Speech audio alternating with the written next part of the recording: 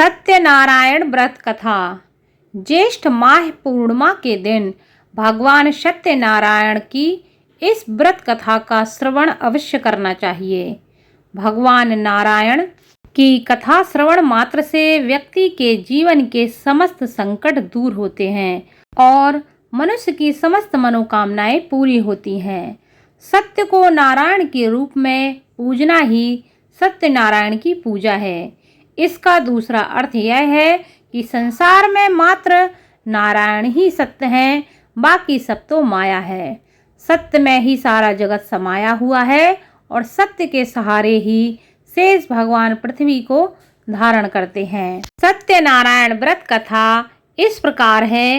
एक बार योगी नारद जी ने भ्रमण करते हुए मृत्यु लोक के प्राणियों को अपने अपने कर्मों के अनुसार तरह तरह के दुखों से परेशान होते देखा तो इससे उनका हृदय द्रवित हो उठा और वे बीड़ा बजाते हुए अपने परम आराध्य भगवान श्री नारायण की शरण में हरि कीर्तन करते हुए क्षीर सागर पहुँचे और स्तुति पूर्वक बोले, हे नाथ, यदि आप मेरे ऊपर प्रसन्न हैं तो मृत्यु लोक के प्राणियों की व्यथा हरने वाला कोई छोटा सा उपाय बताने की कृपा करें।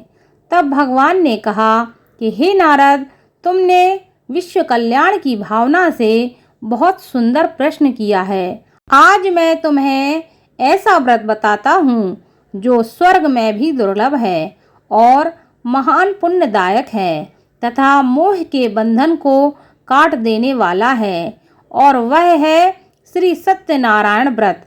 इसे विधि विधान से करने पर मनुष्य सांसारिक सुखों को भोग कर परलोक में मोक्ष को प्राप्त कर लेता है।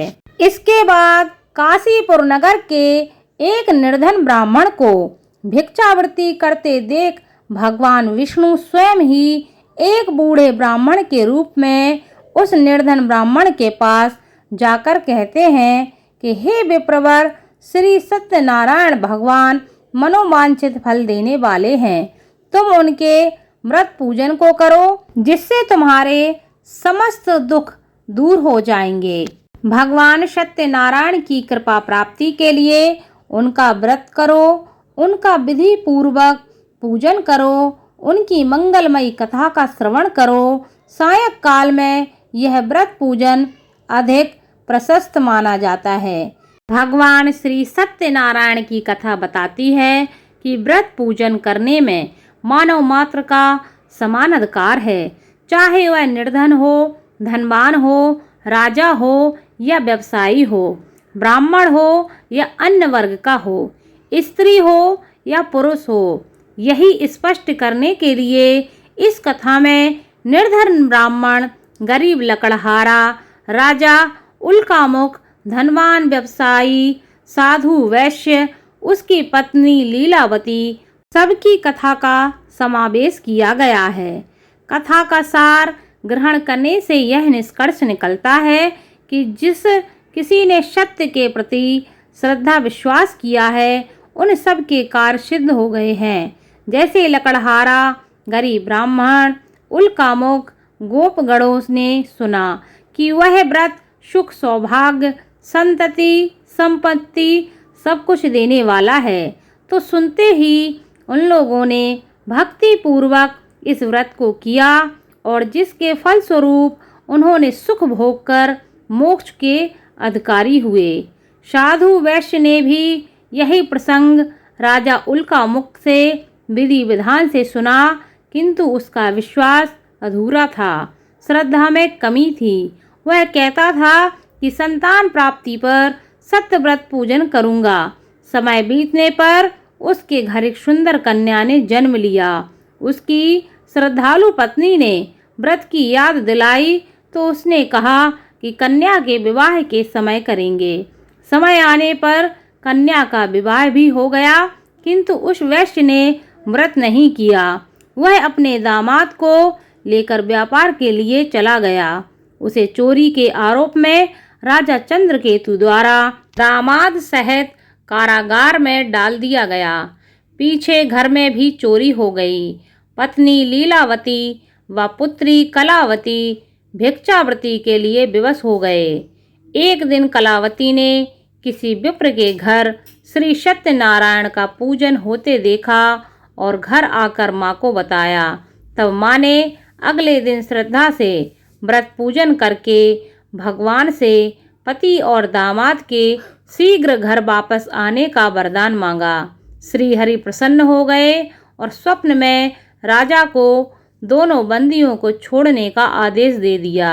राजा ने उनका धन धान्य उन्हें वापस लौटाकर उन्हें विदा कर दिया। घर आकर पूर्णिमा और संक्रांति को सत्यव्रत का जीवन पर्यंत आयोजन करता रहा। फलतः सांसारिक सुख भोग कर उसे मोक्ष की प्राप्ति हुई।